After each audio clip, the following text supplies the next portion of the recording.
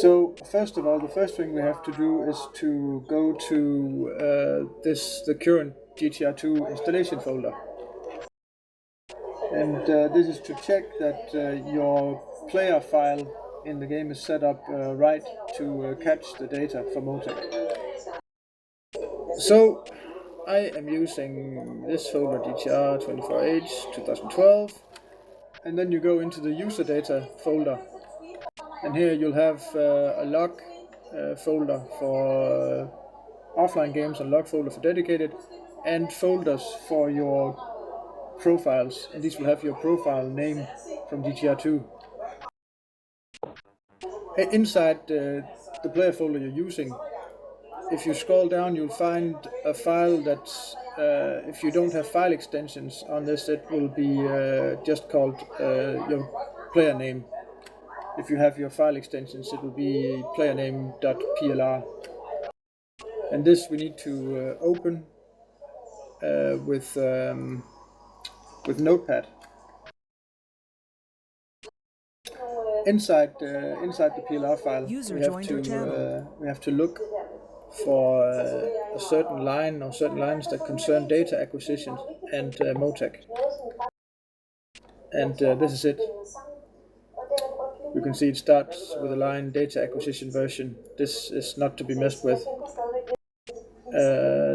Then there's a line data acquisition rate, which is the frequency, the number of times per second data will be recorded.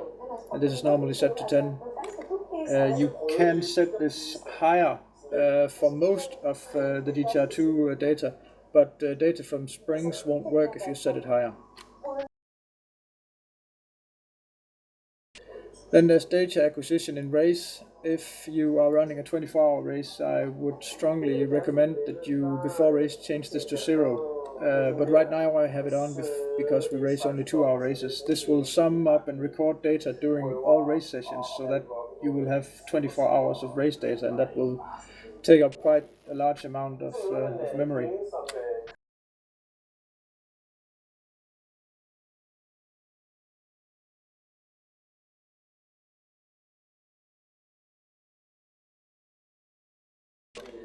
Then there's the path to Motek, where you have Motek installed. This is just to make the Motek button inside DTR2 work.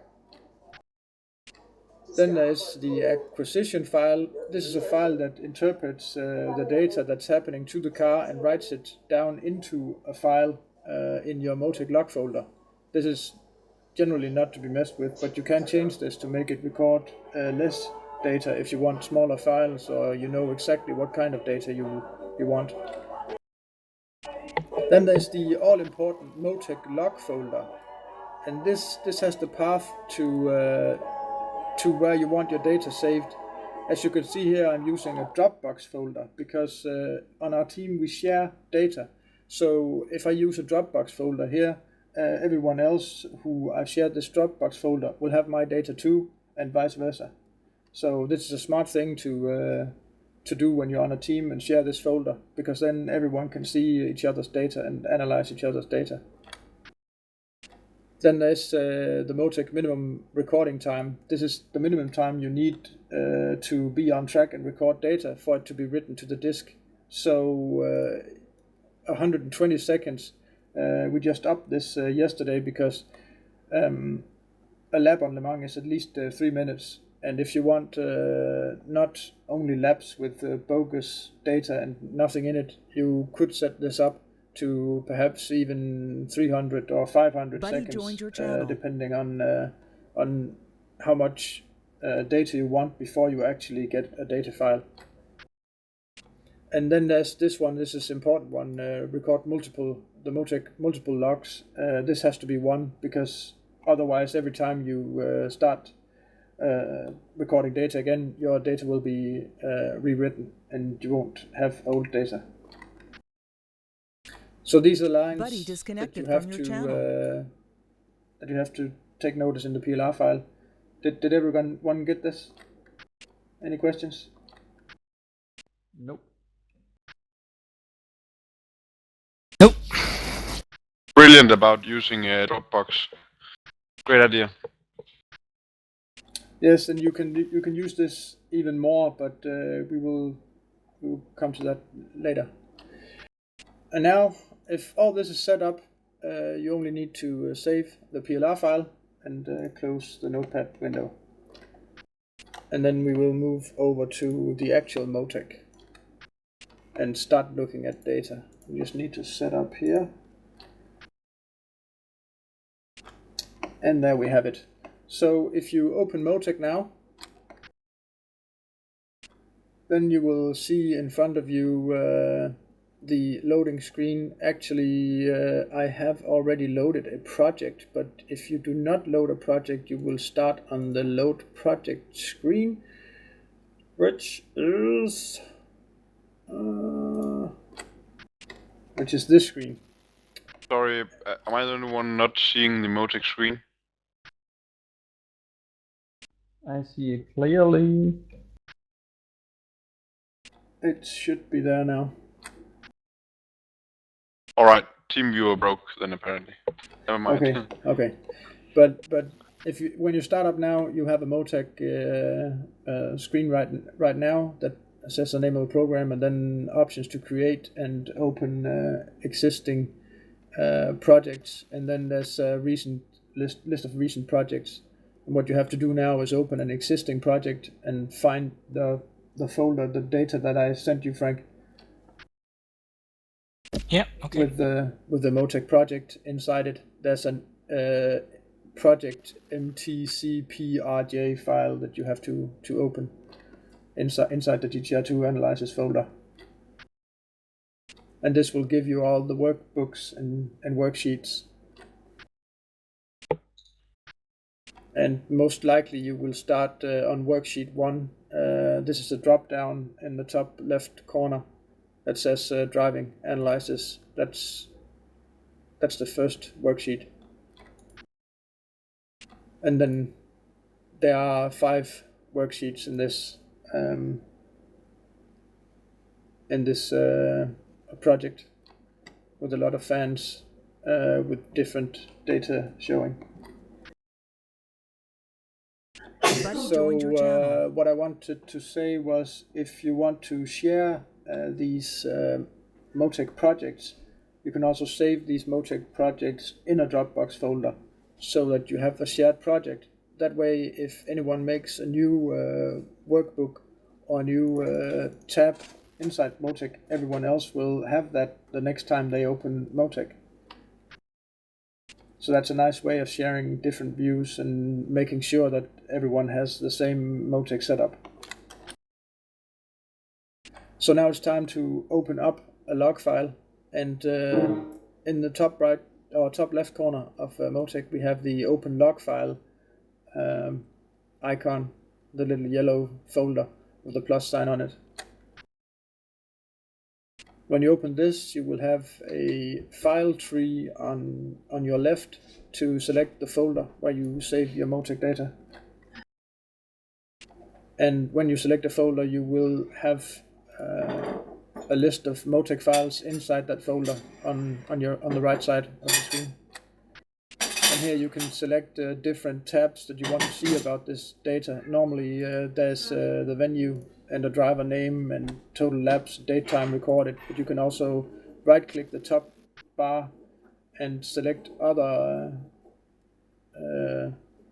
tabs or information to show, like file size, for example. If this is in any way interesting. If you race the same vehicle with different engine types, you might want to show the engine type also. But this just means that you can have a lot of Motek data in the same folder and still be able to sort it out inside Motek when you try to open the files.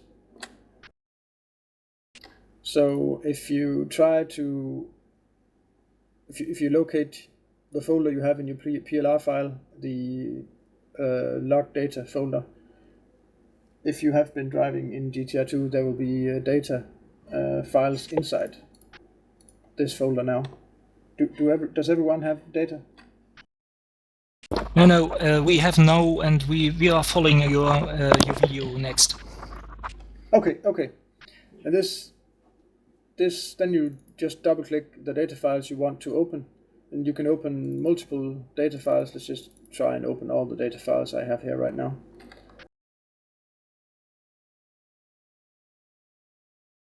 And now we will have access to all the data inside the data files, and we can change between different data files, that is different practice sessions here. And you can see the lap times, you can see the date recorded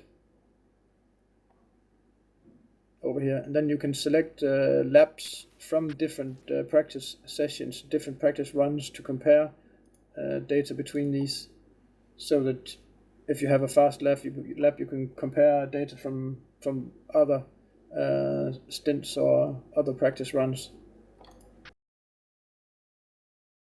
But for now, let's just select a good lap here and view that. And let's start with the first worksheet and the first tab, which is just a GTR analysis. This is just a general analysis of data. We only see the corrected speed, throttle position, brake pedal position, the current gear selected, and the RPMs.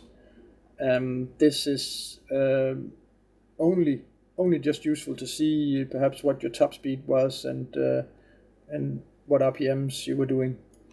One neat thing here to do is to right click on this current graph view and select in the menu here display, and then choose show measurements, or just pressing the M key. This will give you, I can just deselect this here. This will give you the minimum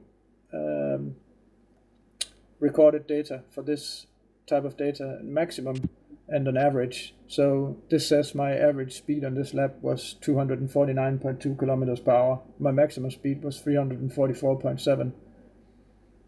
And you can see, of course, that my minimal gear was 0, which is neutral, and my top gear was 6 gear, and I was averaging in 4th gear. That's kind of funny. Then we move on to something a little bit more interesting here. This is the tab number 2, and this is the virtual dashboard. This is not good for anything unless you press the little play key. And to do this, we have to just move the cursor back to the start of the lap here in any one of the other views, and then press play on the little button here on top. And then we can see a live recording of how the suspension works, how much understeer, oversteer we have, the damper positions, oil temperature, and engine temperature. And down here there's a track map with the car's current position on the track. And this is good for checking out what different drivers do on different positions on the track. So if you have data from different drivers and want to compare this against other drivers, this is a really good way to see why exactly was that driver perhaps 0.2 of a second faster in a certain corner. Then you can see here what he was doing. Alright, let's stop this again. And let's look at these sector times. This is good for judging whether a setup is better or worse than what you had before. What's good about this is the little number down here in the eclectic column, which is a combined lap time of combined fastest sectors on the track. So if you do 3 or 4 laps, this lap time will reflect very closely the fastest possible lap time with this setup. So when you are testing, you do not need to make every lap a clean lap. You can just try to make as good laps as you can. It doesn't matter if there's a bad sector here or there, just as it's not the same sector every time that you have little mishaps. You can still get good feedback on the possible lap times with this. The rolling minimum is actually or should actually be impossible to achieve, but here we see some kind of data error or something between the sectors and the rolling minimum, and eclectic times, often these would be closed or reversed.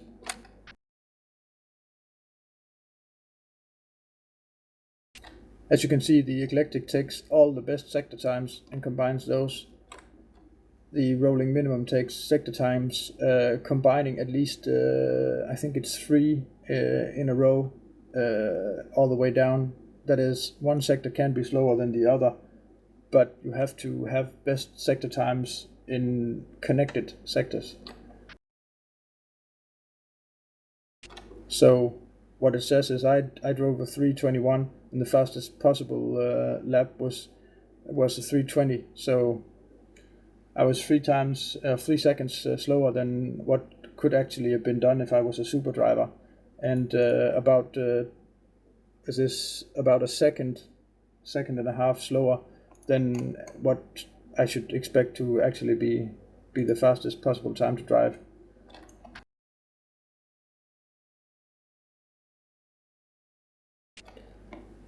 And now we move on to something a little bit more technical, because these are the tire temperatures, and here it's a really good thing to use the M key again to get the minimum, maximum and average temperatures. So what you can see here is a blue line, which is the outer temperature of all 4 tires, green lines, which is the center temperature, and red line, which is the inner temperature. And what you want to do is to always keep the green center line between the red and the blue line. If you do this, you have the correct tire pressure for that compound of tire that you're using. Is it possible to zoom in on the graph? Yes, just by rolling the scrolling wheel, you can zoom in and out. Oh, perfect. I think you can also use shift, and no, that's for dragging the window. There's some key that can select a section of the track and then show that. I don't remember the key though.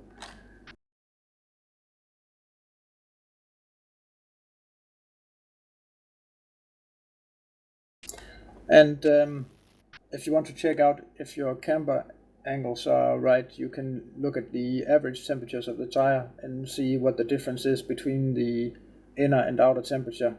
This is a little different from car to car. On GT cars, you would most likely run this in the front somewhere between 6 and 10 degrees difference, and somewhere between 3 and 6 degrees difference on the rear tires.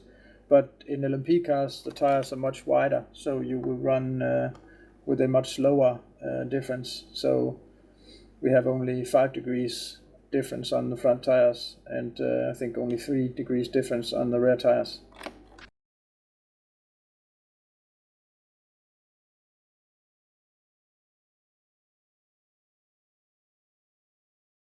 And also here we have on top the wheel speeds of front and left tire,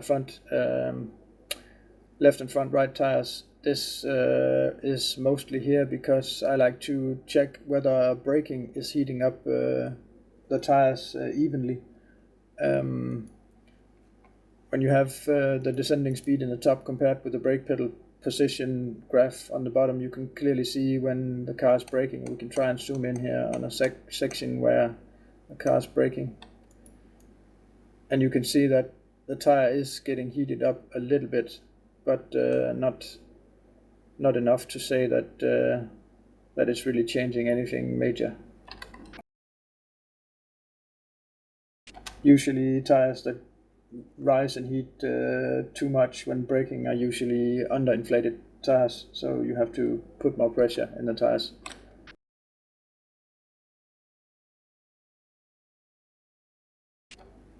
Then I have this brake check view, and again I have to say most of these tabs in this driving analysis is of course tabs for analyzing driver behavior and how the car is reacting to what the driver is doing. So this is checking how the driver is using the brakes and if the car is responding properly to using the brakes.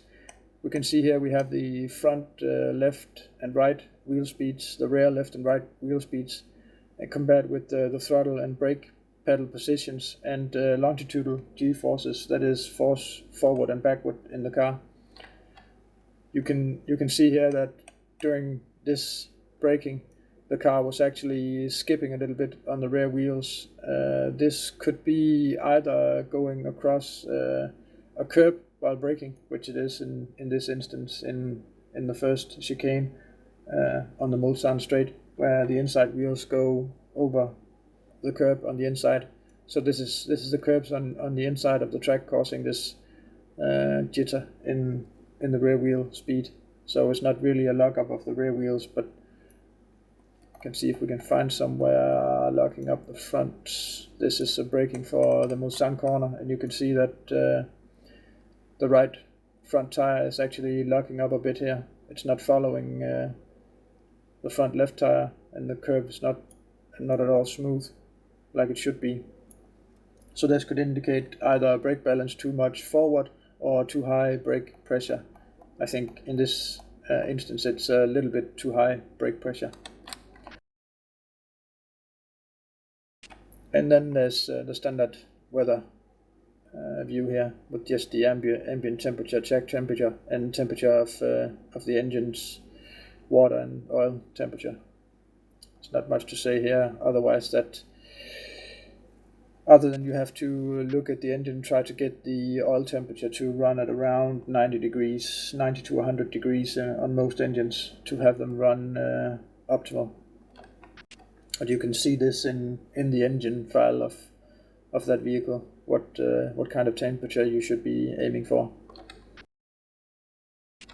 And here we have a lap report of the current lap selected. So now just double clicking the lap in the top here will select the entire lap that you double click. So if we look at lap 2 here, you can see all the different sectors of the track. You can see the red sections where I've been braking. You can see the blue sections that are coast sections, and you can see the green sections where I'm on the throttle. You can see the gear changes. Oh, let's just move that out of the way.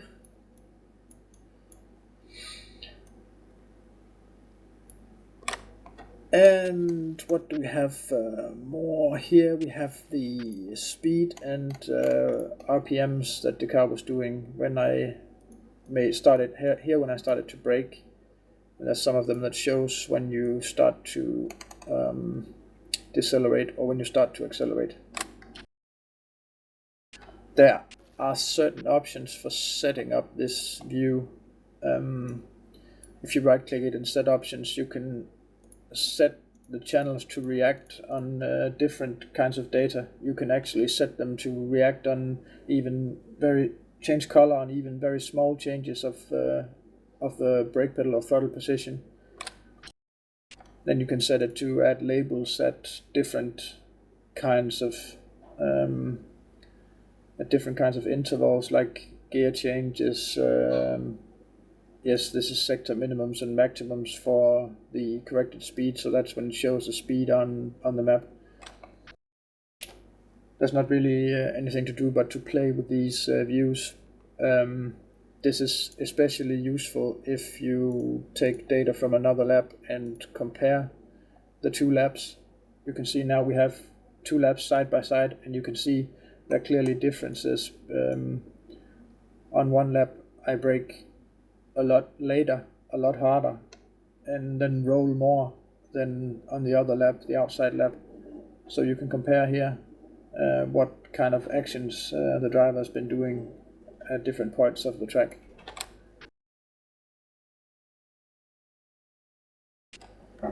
Then this is a channel report for just basic data. This is just to show the averages, minimum and maximum of various channels.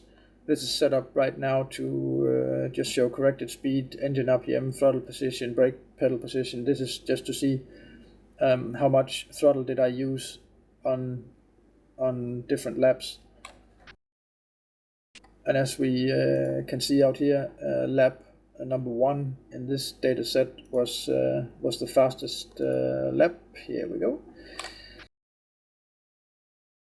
And you can see clearly here why the number 1 lap was faster, because I was on the throttle 82% of the time compared to lap 2 where I was only 79% of the time on full throttle.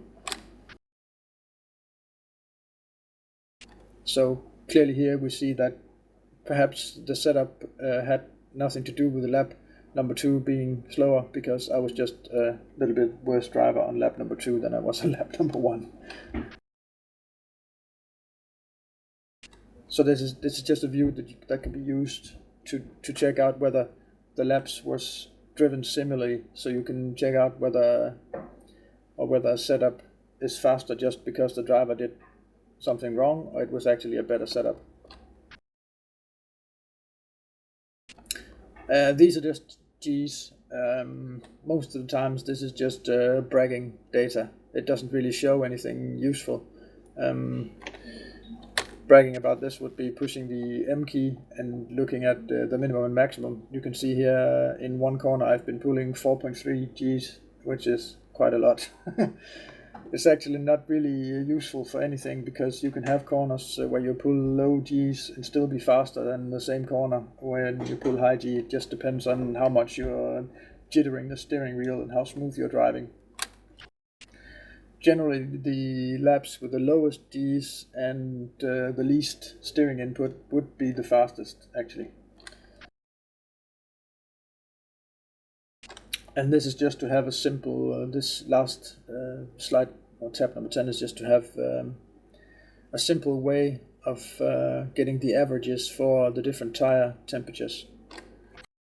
So it's just an easy way of getting the average temperatures, and when you select more data in the top, it will average that more data. So instead of watching all the graphs and everything, this is a quick way to test if your tire temperature and or tire pressure and camber is near the right values. So let's move on to the more setup related, directly related to setup sheets here, and let's start with the first one here. This in the later time has been perhaps the most important data sheet at all to me, because this is actually a combination of different maths. I should perhaps just quickly show you here what maths actually do and what they can do. These are all channels that I have set up for myself using the Motek maths. This here was already in this GTR2 analysis when I got it. All these are something I made myself, and I just tend to come up with ideas for data and how to change or manipulate data to get different information. Like, say, when I want a combined ride height of the front end of the car, because the data coming out of GTR2 doesn't have this, so you have to make an average, a channel that has the average ride height in the front. So let's see where we have this.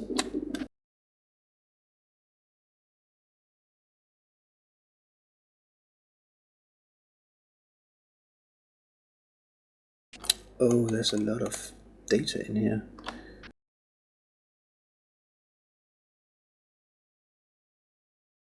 Well, let's just take this channel, which is the most important channel. You can see here, to get the rake of the car, which is the difference in ride height front to rear, I have the ride height from the rear end of the car minus the ride height from the front of the car. These are actually just values that can be put in. We could add like any of the other channels or maths to this just by putting in, say, a plus at the end here and select another channel. This could be the ambient air temperature that we wanted to add, and then click OK, and that channel will now contain this data. Of course we don't want that because the channel was already good as it was, so let's just delete this again. But that's basically how you make maths. You click add expression, give it a name, something, and then you can start to combine and use different mathematical formula on this and constants, and yes, there's really no end to how advanced this can get if you start digging. Of course, there's always also books available online that discuss these different ways to calculate how well a car is performing, and actually some of the newer stuff also talks about some of these mathematical expressions and how to calculate things like slip angles and stuff like this from real cars. And of course you can use all this inside Motek. So there's actually a whole forest of information available on how to use these calculations to make up new data and new views. But let's get back to this, which was the ride height front, ride height rear in green, and then we have the rake. This is the a constant rake that always measures from the difference from front to rear, and I have a rake while turning. This is a channel that has a certain condition on it. If we look at it again in the maths here, this channel has a choose condition on it, so it will only show the rake when the absolute G's the car is pulling is above 0.2. So in that way I will only get out the rake while the car is turning. This is a nice thing to have if you want to sort out your data and look at what the rake is doing at different conditions. So here we have it. I have a front rear ride height difference of 14.58 millimeters while I'm turning, and an average ride height difference of 25.98 millimeters. Again, here very important is the average measurements, minimum and maximum.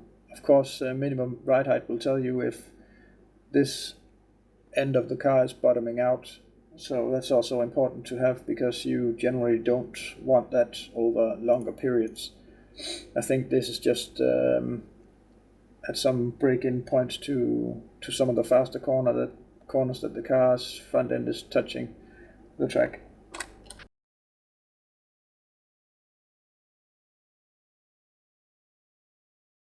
So of course, to get more data on this, I also have other channels viewed in this throttle position, brake pedal position, and this is my own channel, the absolute G's, which is the completed absolute G's of the car, so I don't get negative values in here.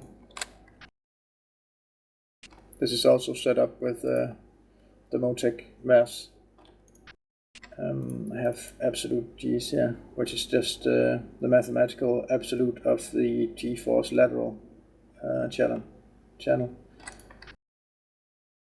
I use this absolute a lot on different things, because if you have to calculate an average, you have to have only positive data.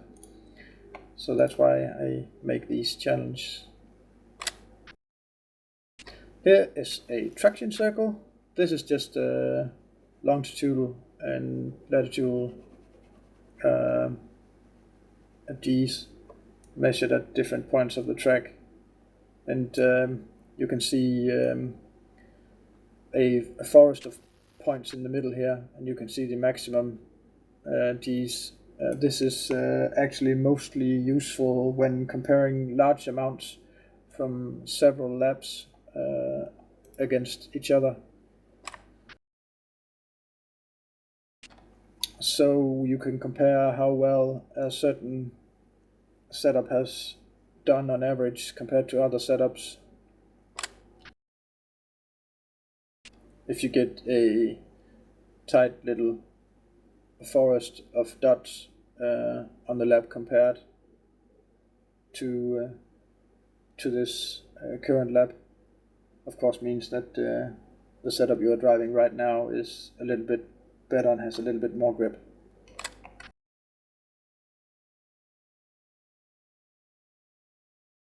But as we won't see huge changes in grip levels in these kind of cars, this view is, well, I nearly never use it. Here's something interesting too. Let's just deselect this lap comparison. This is the engine RPM graph. This shows how much time the car spent at certain RPMs. So the higher the point, the more time was spent at those RPMs. The color of the channel is the throttle position. So you can see here that clearly somewhere around 6,700 RPMs I spent most of the time, and this was nearly 90% of the time on full throttle. So you can use this to see if you are over revving the engine or if you are hitting the best possible, most possible power on an engine with a certain power curve. Of course, you have to know where the torque maximum and power maximum of that engine is to make sure here in this view that you are keeping the engine between the peak torque and peak power points on the power curves.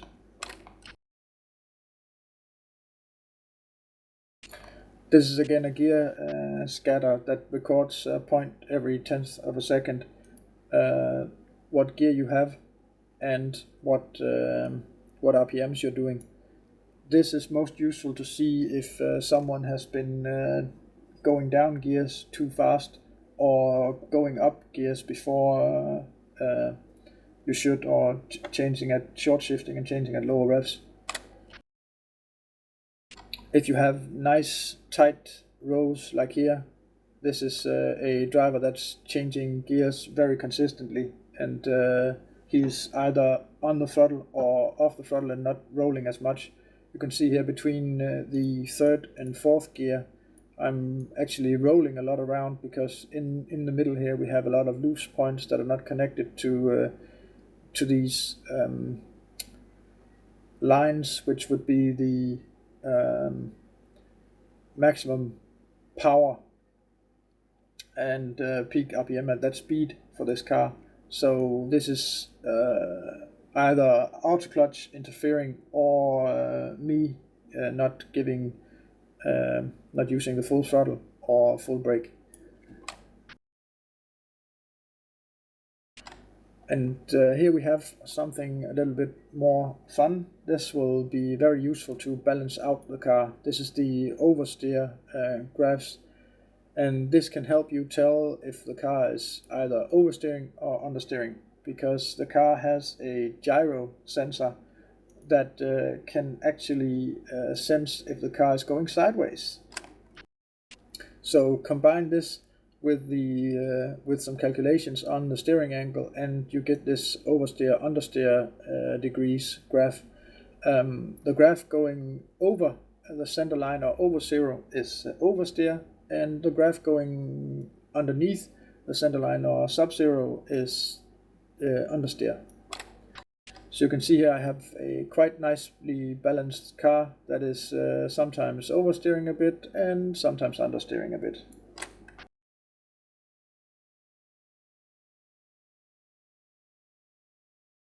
This is nice. And here we have a different view of the same kind of data using the oversteer understeer. The top diagram here is oversteer and understeer at certain speeds, and the color of the bar here is either going to blue, which is oversteer, or going to red, which is understeer. While it's green, it's neutral. So you see here, most of the time I have actually a neutral car, and at the points where the car becomes a little bit understeering, is mostly speeds around 155 kilometers per hour and just around 200 kilometers per hour. We can use this to see whether understeer or oversteer should be corrected with anti-roll bars, which is the low speeds, I'd say from 150 and down, or with wing and splitter settings, which is 150 kilometers per hour and up. If you have a general understeer in the entire graph, you would most likely use your springs to either harden or soften the springs to make the car more balanced. This is to interpret whether the understeer comes from just slight steering inputs or major steering inputs, and this is the amount of steering that I'm doing at different speeds on the track. Orange means that I'm neutral, and the more yellow and green it gets, the more I'm turning, and you can see that I am actually also turning the steering wheel the most at around 200 kilometers per hour and at around 155 kilometers per hour. So naturally this would also correlate with the more understeer at these certain speeds. So actually the car might not be understeering as much as it is indicated here. This is only because these are actually speeds that I am turning at. So speeds like 260, I never really turn the car at these kind of speeds, so you wouldn't expect to get any understeer here because I'm going straight all the time.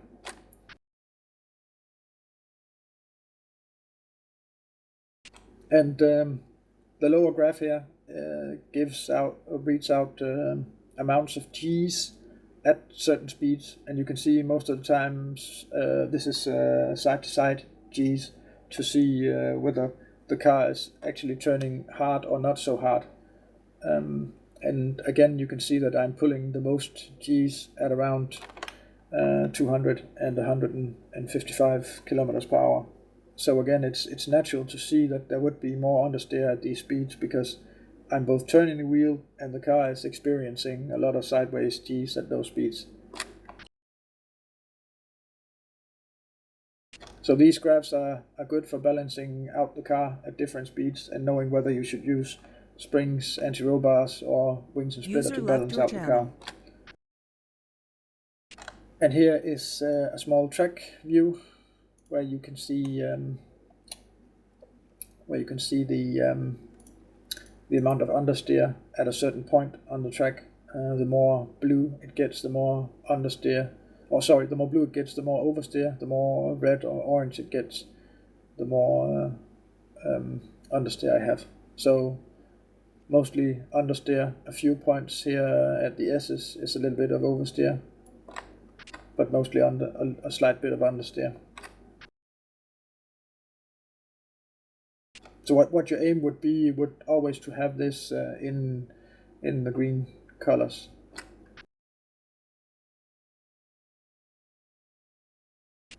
And this actually think was a graph that I once used to try and get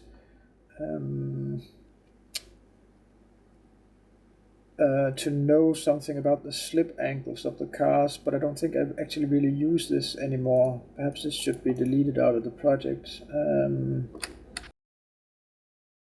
I think it was actually also used to see if there was any understeer or oversteer while I was not on throttle or off throttle, so that you could see if understeer was caused by going heavily on the throttle or going on the brake.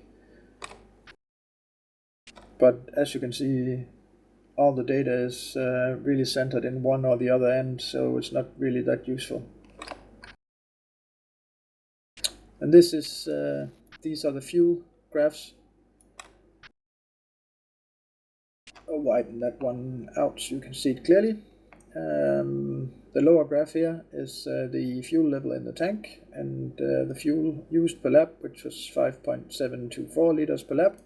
And then there's a calculated value for how many laps I could do with the fuel that I started with in the tank, and that's 13 laps.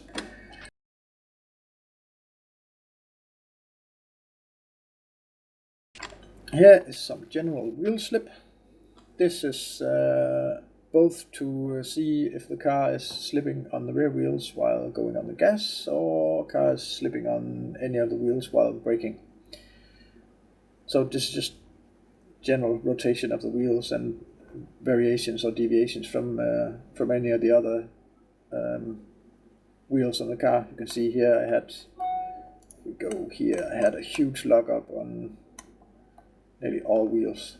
So this is not good. And here we have a differential setup. This is good for GT cars, not so much for LMP cars. On this you can see whether the wheels have a difference in speed when you are on power, or while you're braking, or while the car is rolling.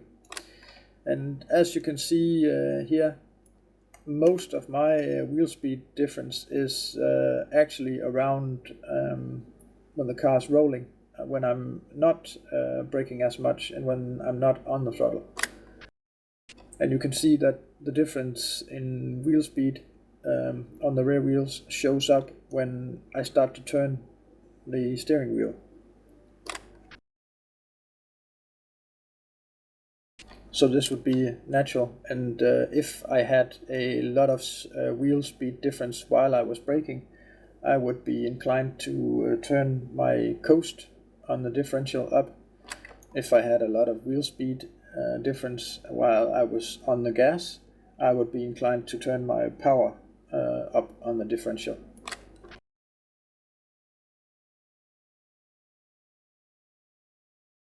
And then we go to suspension. This is completely black magic and Bahula Galulu, because suspension is just that way. There's not really much to say about it that's certain. Most of this is purely guesswork. But what you can say about this is in this, no, let's start from the beginning here. Yes, of course, there's a certainty of this is the ride height of the car, which is what you mostly affect by changing either springs or dampers or ride height, which is the ways you can change the actual suspension on the car. Down here we have the damper velocities spent at different speeds. So this is measuring when the wheel or tire of the car, the unsprung mass, is moving either upwards or downwards. Upwards is bump, downwards is rebump. Upwards is the positive values, downwards is the negative values. So what you can see here is that although my tires spend nearly the same amount of time going up and down, speeds going up are much faster and speeds going down are much slower, which actually creates a gap between the tire and the surface you're driving on, because the tire would spend a longer time to move down than it did moving up. So this is a typical setup for me, because here you will have the front wheels lose grip when you go over bumpy surfaces, and if you look at the rear wheels, they are actually from neutral to reversed of the front wheels, which says they are hard to push up and they have an easy time coming down again and touching the surface of the road again. So you will have over bumps, you will have more grip on the rear and less grip on the front, which will create an understeering car when you're going over bumps. And what you could say about this, let's try and zoom in on on the fast lap here, on a certain sector. We could look at going out of the first chicane just when I start to throttle up again. This is from just about here. Here you can see how the weight is moving around in the car, and the point with the highest ride height is right there when I stop braking, and this is then accelerating out of the first chicane, and you can see how my suspension out of this corner is reacting. the speeds around the center here, the differences here are caused by the slow bump and slow rebound settings. The differences from around 50 millimeters per second and up to 400 is controlled by the fast bump and fast rebound. So if you have if you want to change and say you want the tire to spend more time in a bump position, then you would lower the fast bump on the front and the slow bump on the front, and then you would see the graphs or pins on the right here increase. And you can use this to test or check out the average speeds of the suspension in different corners. But as I said, as soon as you get down to damper settings, it's mostly black magic, touch and go things, because there are no certainties here.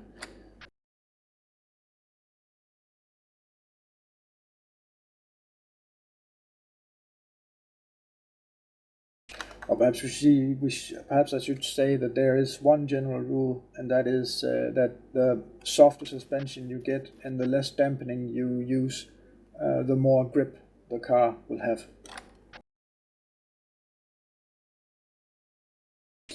And these are just to compare damper speeds between the different tires. And what I'm using this is again primarily to show the average values here, and to make sure that the tire spends the more time on the fast rebound at the front than at the rear. Because then again, I would be making sure that the car loses front end grip when you're going over bumpy terrain.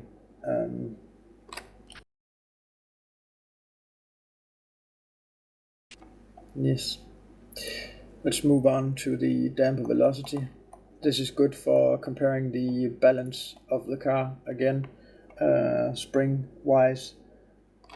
The lowest graph here with its average values shows the average velocity of that current wheel of the car. So orange and red are the front, light blue and dark blue are the rears, and you want these to get as close to each other as possible, because this means that you have a neutral car on the suspension.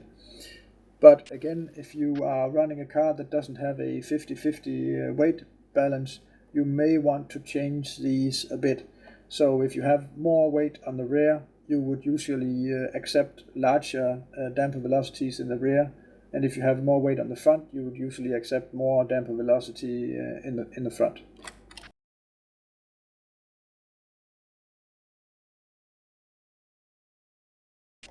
So this is a good way to see if you have balanced out the car on the right settings or not, because if this would be if you have a 50-50 car and this is not 50-50, you will have to change your springs to let the car get more grip, and then balance the car out more on your wings and splitter at high speeds and anti-roll bars at lower speeds.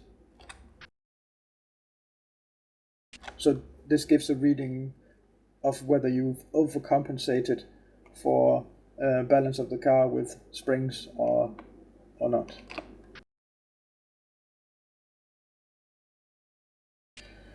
And this is just a general view to get some sort of understanding of how the front of the car is working at different speeds. This is the damper positions and damper velocities at different speeds. You can actually here see that when I go down the straights at a certain speed, my dampers in the front are actually completely compressed to the point of zero. Whether this is a good or bad thing can be discussed. To cure this, you would either go for higher ride height or a stiffer spring. I think in this case, as you can see, the ride height, the car is not touching the ground, so this will most likely indicate a suspension that is too soft. And I have the same view here for the rear end of the car, and as you can actually see here, the suspension of the rear of the car is actually hard enough or stiff enough to not make the dampers compress completely. But then again, when you watch this and you watch the average damper velocities, this says that the car has more average damper velocity on the rear than the front. This data contradicts. Actually, it would indicate that the front should actually be softer to get more damper velocity at the front. But when you look at the independent views of the front suspension, rear suspension, you can actually see that because we have more weight in the back of this car, the front actually needs to be even stiffer than it is now. And this would probably generate a little bit more grip and higher cornering speed.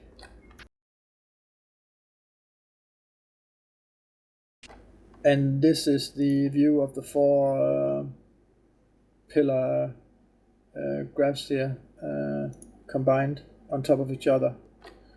And this uses either a normal or logarithmic scale. So the lower graphs here are actually the same as the high ones in the middle. It's just different on different scales.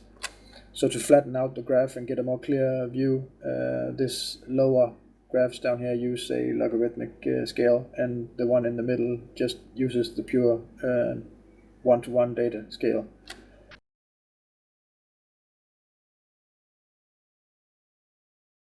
And when you look at this, it's clearly visible that the rear tires have much more fast rebound speeds than the front, because they are completely reversed of each other, these two the ends of the car. And these are the same graphs again, split up on different views.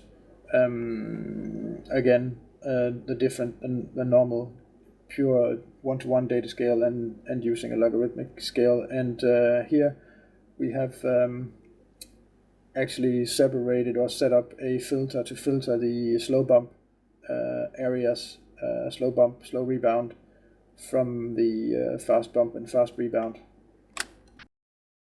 so that it's clearly visible also in the data points here, or data readout here, how much time the suspension is spending at high and low bump values, high and low rebound values.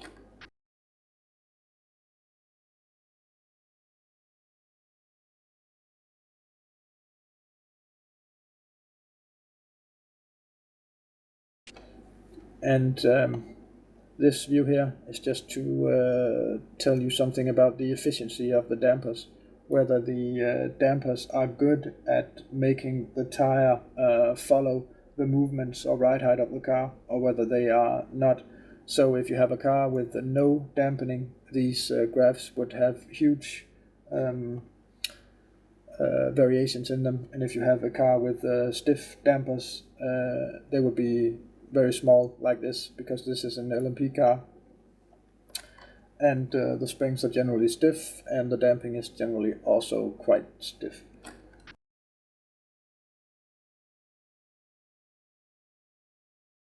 This is most useful when comparing to other laps, so that you can see whether you've had some changes that made the car, or if it was changes to the suspension that made the car faster, and what direction you could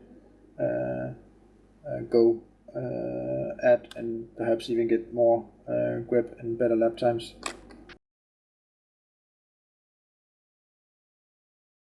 So that was basically the whole story. This is just made out here to have a track map, or general track map of the track that you're racing.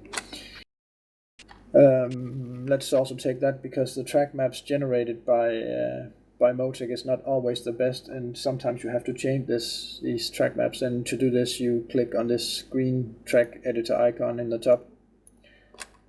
Here you get a map of the certain or different sectors of the track, and you can then change these sectors to stop and begin at different points of the track.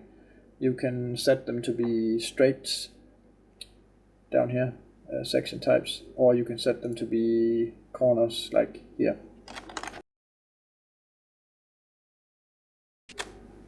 If you want to generate a track from a this uses G's in the recorded data to generate the track, and if you had an incident on one lap and Motek has generated a track by that, the track will look absolutely completely hideous, and then you will have to generate a new track for yourself, and you can do this by pressing the generate track button, and then you can select from the current data that you're viewing in Motek. You can select one of your laps and use this as reference point of generating new data. I won't do this now because I have a good lap map here, but just selecting this and clicking OK will make it OK, will make a new track map.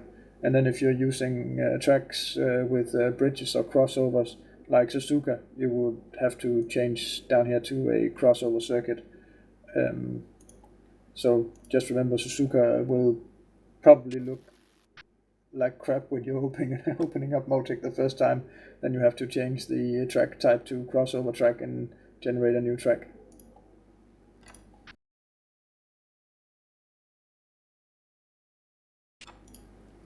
And here I have some traction points here. This is this was just to get an average of the tire temperatures while turning. So again, using the absolute lateral G's and using that as a condition of putting out the tire temperatures. I here put out some constant temperatures when I'm not turning, and just to have data that's not being made, I would say, dirty, or if you put out a 0 in all the temperatures, it would be deviating from a lot from the optimal temperature, which is 90 degrees on the tires. So to get averages that you can still use as comparing points, you have to build these around 90 degrees. So this was just to get an idea of the tire temperature differences inner to outer while turning.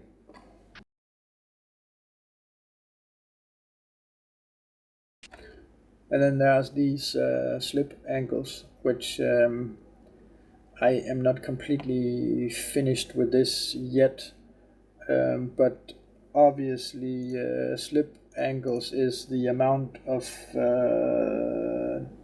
difference between the tire turned and the way that the ground is moving, the direction that the ground is moving under the car.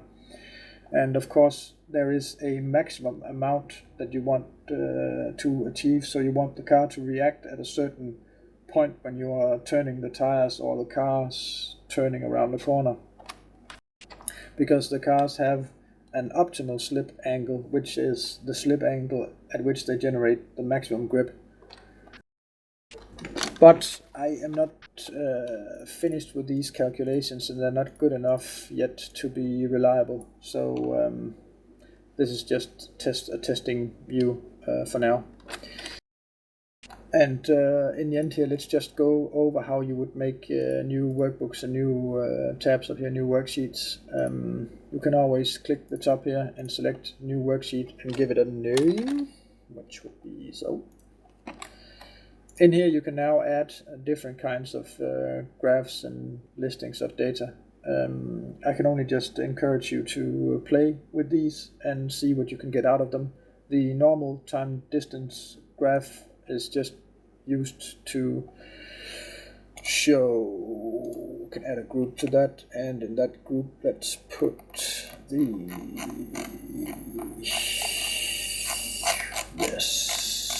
that would be corrected speed, of course. And then it will just show the corrected speed of your vehicle at certain points of the track. And as you see down here, the track map is always here to show you at what point of the track the data is recorded. And if you click properties on one of these, you can add more groups, which will create a new window, and then you can add new graphs, and you can add a channel with another channel, and you can move these up and down and make them group together like so. But as I said, there's only really playing with these to make the views that you would like. I guess this is it. Nothing left to do but to hit the track and turn some laps.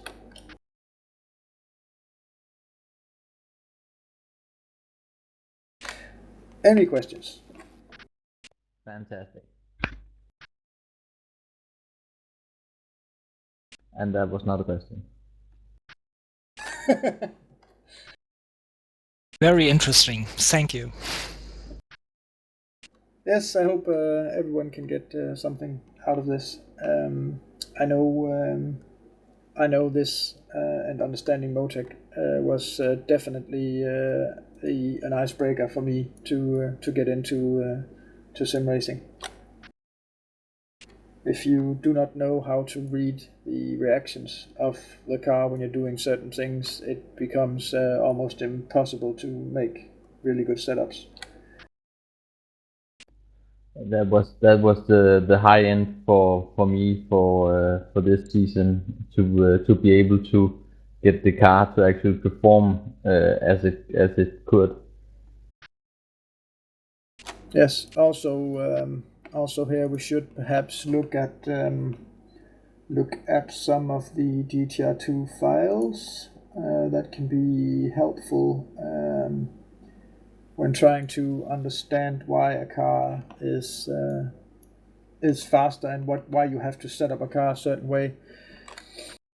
So first of all, what you'd have to do is to go into your GTR2 folder and then into the game data teams, and then if you're running an LMP car, you would select the LMP folder. But for now, let's go with a GT car, and to make it easy for Frank and the boys, let's select the Corvette. In here are all the files for the Corvette, and what we are looking for here are two files that concerns performance of the car. This is the Htc File. This contains most of the data concerning the suspension and aerodynamics of this particular car, and you can just open this with Notepad. And what you get is this. And of course this tells you nothing at all at a glimpse, but if you start to go into this, you can see things like the balance of the car. This has a 49% weight on the rear wheels and 51% of the weight on the front wheels. Of course, being a front engine car, that would be natural. It also tells you that the car is running the tires, the Michelin GT tires. This is also quite interesting knowledge to have. But what you would really be looking for is these numbers. Diffuser rake. And as it says in the comments here, optimum rake, rear minus front ride height. This is the difference. That's the optimal difference for optimal performance of the diffuser under the car.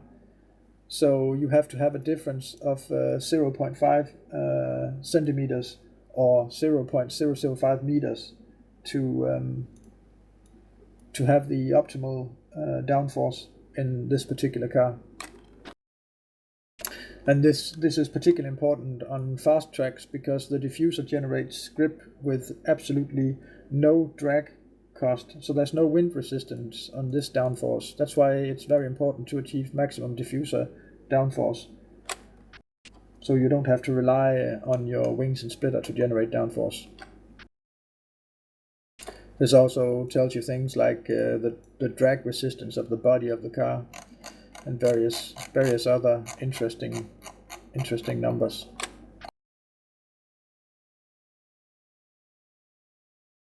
What you want to look for is this diffuser rake, and then set up the rake of the car to reflect that using the rake view in Motek, which is under the setup in the weight transfer rake here.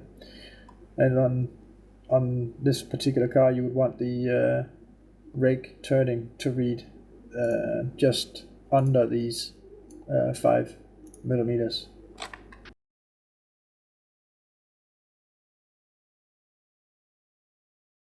Other things important to know in this is to perhaps open up the engine file of the car, which is here. You can also just open this with Notepad. This will tell you the lifetime engine RPMs, which in this case is 6,300 RPMs. Keeping the car under these RPMs will make the car last for this long in seconds, which is 26 hours. As soon as you start to go above this, the lifetime of the engine will be halved at every 95 RPMs. So the more you over rev the car, the shorter lifespan it will have. And then you can also look for the engine temperature, which is where? Oil, heating, transfer, water, cooling. Where is it? Optimum oil temperature. For this car, the optimal oil temperature is 95 degrees. So if you want maximum power out of the car, you should have an oil temperature of 95 degrees. Let's just go back to the Htc file for 1 second. This is also just can be opened with Notepad again. And let's go down and look at the wheels, because attached to the wheels are, of course, the brakes. And if we look at the... You lost the view, Peter. I lost the view. Oh no. So, yeah. Scroll down until you find this front left caption here. And then you can look down at the last sections here, which concerns the brakes and the brake discs. This will have the brake optimum temperature, which for this GT car is 450 degrees. So what you want is for the temperatures under a long braking section to center around 450 degrees. The brakes will start to fade from 450 degrees and up, but they will also fade under. So what you want is at the middle of the braking zone, or perhaps 2/3 into the braking zone, the braking temperature should actually be crossing and going above 450 degrees. And this is the same for both front wheels, and for both rear wheels it's also 450 degrees.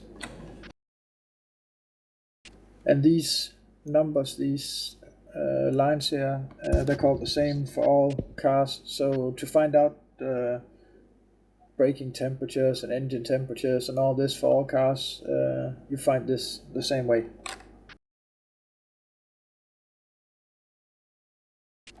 Let's just for a short second go back. This was using the Michelin GT tires. We can go back to the Teams folder and find this Michelin GT tire file, which is right there.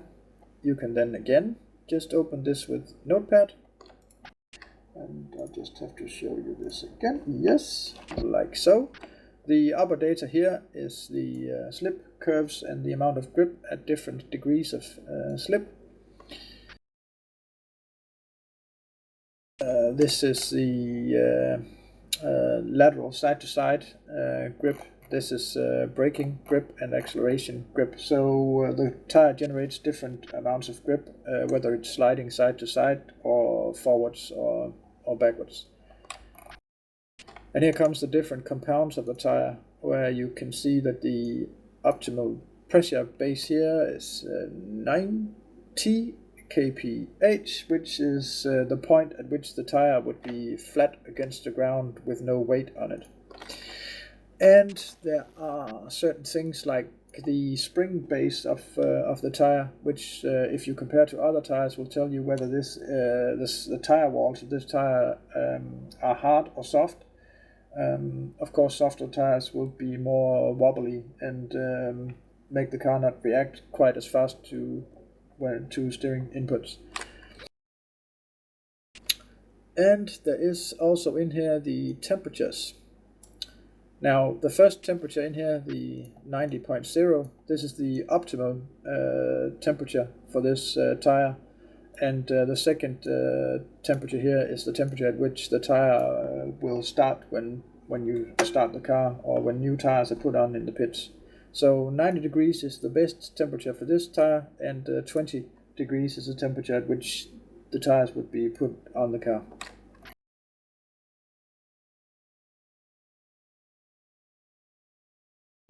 So that was a little bit about finding out what values to achieve on different parts or different measures of the car also. So this knowledge to open the different files inside GTR2, the notepad combined with Motek, is actually very, very powerful at giving you very good setups.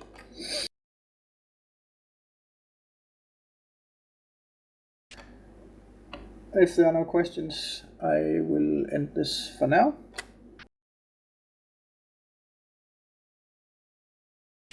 All right. Okay, thank you very much. It was very, very, very interesting. We had a lot to learn. Thank you. Yes, and of course I have recorded the whole thing, and I will put this together in a little video, and this will of course be available for download as soon as possible. Yes, that would be fine. Thanks. Yes. Okay, thanks for your explanation. Yes, and thanks for showing up. Yeah, thanks a lot, Peter.